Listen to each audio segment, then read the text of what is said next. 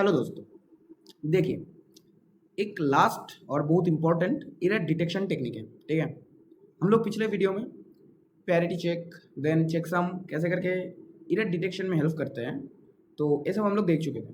तो इस वीडियो में हम लोग देखेंगे sir cyclic redundancy check CRC technique क्या होता है। ठीक है, तो आज के दिन में सबसे एडवांस टेक्निक है जो मल्टीवेट सिंगल वेट एरर को आसानी से डिटेक्ट कर सकता है।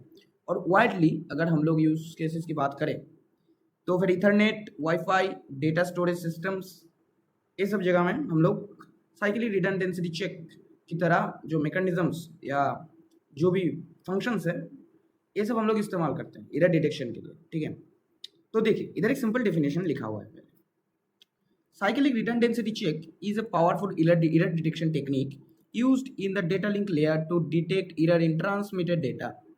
फंडा एक ही है, डेफिनेशन एक ही है, काम एक ही है, बट करने का जो प्रोसेस जो प्रोसीड्योर है वो हर किसी में अलग अलग है। ठीक है, साइक्लिक रिडंडेंसी चेक का भी यही फंडा है कि वो जो ट्रांसमिटेड डेटा है उसके कोरस्पॉन्डिंग एरर डिटेक्ट करना।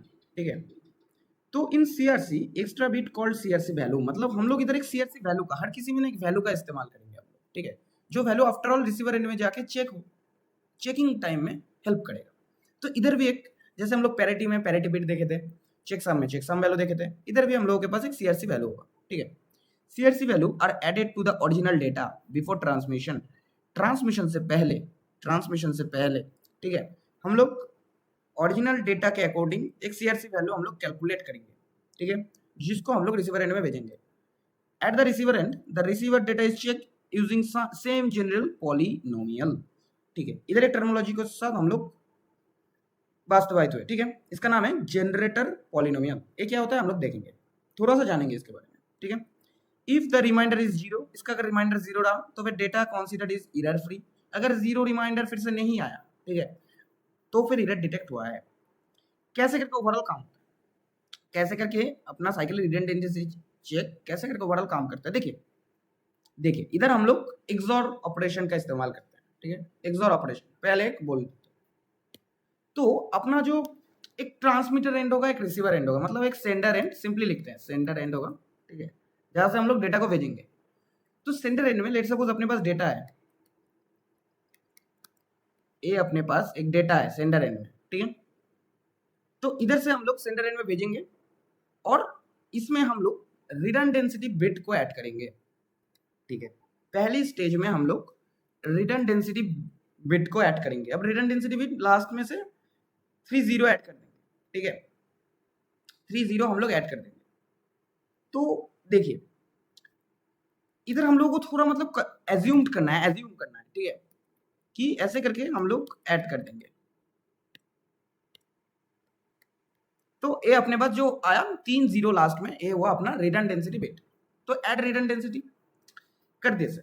इसके बाद हम लोगों का जो कैलकुलेशन एंड हो गया, देन हम लोग एक कैलकुलेशन करेंगे हम लोग इधर। ठीक है, हम लोग बेसिकली इधर CRC वैल्यू कैलकुलेट करेंगे इस स्टेज में। अब CRC वैल्यू कैसे करके कैलकुलेट होगा, आप लोगों को पहले ही बोला कि वी यूज XOR ऑपरेशन। हम लोग XOR ऑपरेशन यूज करेंगे इसमें CRC वैल्यू कैलकुलेट करते टाइम। मतलब जहां पे सिर्फ 0 1 एंड 1 0 होगा, उसी पोजीशन में हम लोगों को 1 रिटर्न करेगा। अदरवाइज जहां पे सेम है, मतलब जहां पे दोनों एंड सेम नहीं है, उधर ही हम लोग को 1 रिटर्न करेगा, मतलब एरर है। और जहां पे दोनों एंड सेम है, वहीं पे हम लोग को 0 रिटर्न करेगा, वहीं पे हम लोग को 0 रिटर्न करेगा और 1 रिटर्न करेगा। सॉरी 1 नहीं 0 रिटर्न करेगा, मतलब एरर फ्री है। तो ये अपना ट्रूथ टेबल है। इस ट्रूथ टेबल के अकॉर्डिंग अगर हम लोग थोड़ा करें, मतलब इधर एक सब्सट्रैक्शन परफॉर्म होता है, जो इधर हम लोग पॉलिनोमियल को जो कैलकुलेट करने का बात कर रहे हैं, पॉलिनोमियल का जो कैलकुलेशन की बात कर रहे हैं, पॉलिनोमियल इस ट्रूथ टेबल के अकॉर्डिंग ही होता है। और लेट सपोज अपने पास एक पॉलिनोमियल आएगा,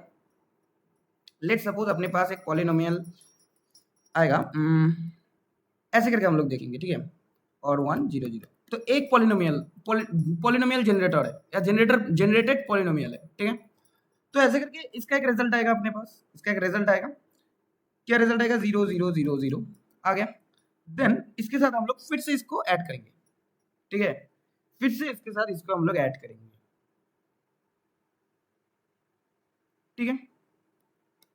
देन कितना होगा, अच्छा एक और हम लोग ना रुकिए, एक और ये जो होगा इसके साथ एक और XOR रहेगा करने के बाद, मतलब दूसरा जो पॉलिनोमियल जनरेटर आएगा अपने पास, ठीक है, ऐसे करके समझिए। कंटिन्यूअसली पॉलिनोमियल जनरेटर के साथ, कंटिन्यूअसली पॉलिनोमियल जनरेटर के साथ चेक करता ही रहेगा, कैलकुलेट करता ही रहेगा, कि रिमाइंडर कैलकुलेट करता रहेगा। After all at the end हम लोगों को रिमाइंडर चाहिए, ठीक है, यही कैलकुलेशन करता रहेगा। तो फिर ऐसे करते करते करते करते इसको एक रिमाइंडर मिल भी जाएगा, ऐसे करके एक रिमाइंडर मिलेगा। तो यही अपना जो होगा CRC वैल्यू होगा। इस केस में CRC वैल्यू ये नहीं है, इस केस में कैलकुलेट करना पड़ेगा हम लोगों को, इस केस में सेम वे में हम लोगों को कैलकुलेट करना पड़ेगा, तो CRC वैल्यू हम लोगों को मिल भी जाएगा, ठीक है, एक CRC वैल्यू हम लोगों को एक मिल भी जाएगा। ये अपना CRC वैल्यू है। तो यही टोटल जो डेटा है, मतलब डेटा प्लस CRC वैल्यू, ये ओवरऑल पार्ट अपना रिसीवर एंड में चला जाएगा, रिसीवर एंड में चला जाएगा, ठीक है। अब रिसीवर एंड में जाने के बाद फिर से जो पॉलिनोमियल, सेम पॉलिनोमियल जनरेटर के जो के बोलते हैं रिसीवर एंड, अभी हम लोग रिसीवर एंड में आ चुके हैं। सेंडर एंड में क्या हुआ, CRC वैल्यू कैलकुलेट हुआ, CRC वैल्यू कैलकुलेट होने के बाद वो ट्रेलर पार्ट में ऐड हुआ, पेलोड में डेटा ऐड हुआ, तो वो हम लोग रिसीवर एंड में भेज चुके हैं। अब रिसीवर एंड में क्या हुआ है, using same generator polynomial, same generator polynomial के इस्तेमाल से हम लोग उसको चेक करेंगे। मतलब अपना रिसीव डेटा जो आया है, रिसीव्ड डेटा जो अपने पास आया है, लेट्स सपोज, ठीक है, ये अपना रिसीव डेटा है। तो इसमें से हम लोग जो रिडंडेंसी बिट हम लोगों ने ऐड किया था, उस रिडंडेंसी बिट को फर्स्ट हम लोग CRC वैल्यू को डिटेक्ट करेंगे, देन उससे डिटेक्ट करने के बाद उसका जो कॉरस्पॉन्डिंग जो हम लोग रिडंडेंसी बिट ऐड किए थे वो हम लोग ऐड करेंगे। मतलब कहाँ कहाँ जीरो हो जाएगा अपने पास, यही बात है और कुछ नहीं, ठीक है, जीरो लास्ट में 3 जीरो हो जाएंगे, ठीक है। तो रिडंडेंसी बिट को हम लोग जब अब ओमिट कर देंगे, मतलब हटा देंगे, तो फिर अपने पास जो एक्चुअल डेटा था वही हम लोगों को मिल जाएगा।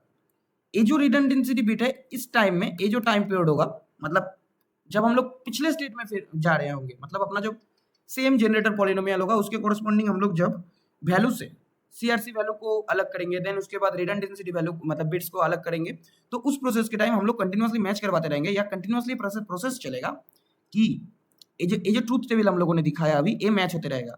ये कंडीशन अगर सेटिस्फाई कर रहा है इंडिविजुअल बिट के लिए, क्योंकि इधर बिटवाइज ऑपरेशंस होते हैं, बिटवाइज ऑपरेशंस होते हैं, ठीक है। तो बिटवाइज ऑपरेशंस के टाइम हर एक टाइम चेक होता है कि ए रिटर्न जीरो, मतलब आंसर में जीरो दे रहा है कि नहीं, जीरो देगा तो एरर फ्री होगा, जीरो नहीं देगा तो 1 होगा। ऐसे करके इंडिविजुअल बिट के लिए हम लोग चेक कर सकते हैं कि कोई एरर ऑक्यूपाई हुआ है कि नहीं, मतलब कोई बिट करप्ट हो गया है कि नहीं, यही हम लोग चेक कर सकते हैं ऐसे करके। एरर डिटेक्शन यही करके होता है सर। CRC वैल्यू ऐसे इस्तेमाल किया जाता है। देखिए CRC एक बहुत एडवांस टॉपिक है। आफ्टर ऑल CRC से पहले हम लोगों को चेकसम, पैरिटी चेक, ये सब भी हम लोगों को इस्तेमाल करना पड़ता है, बट वाइडली अगर यूज करने की बात करें तो CRC वाइडली यूज किया जाता है। अपने पास जो भी आज के दिनों में अपने पास जो भी इथरनेट वगैरह, वाईफाई वगैरह, डेटा स्टोरेज सिस्टम्स हैं, उसमें हम लोग CRC मतलब साइक्लिक रिडंडेंसी चेक का इस्तेमाल करते हैं। एंड ए सिंगल बिट और मल्टी बिट दोनों बिट्स एरर को डिटेक्ट कर पाते हैं, ये भी एक एडवांटेज है। Provide high error detection capability, मतलब प्रोवाइड करता है कि हाई एरर डिटेक्ट करेगा, ठीक है। जो अपना जो पैरिटी चेक है, अपना जो रिडंडेंसी, मतलब अपना जो चेकसम है, इसमें लिमिटेशंस है, ठीक है। बट वही सारे लिमिटेशंस को एकदम से दूर करने के लिए अपने पास CRC आ चुका है सर, और कुछ नहीं। तो यही फंडा है। तो ठीक है, थैंक यू, मिलता है नेक्स्ट वीडियो में।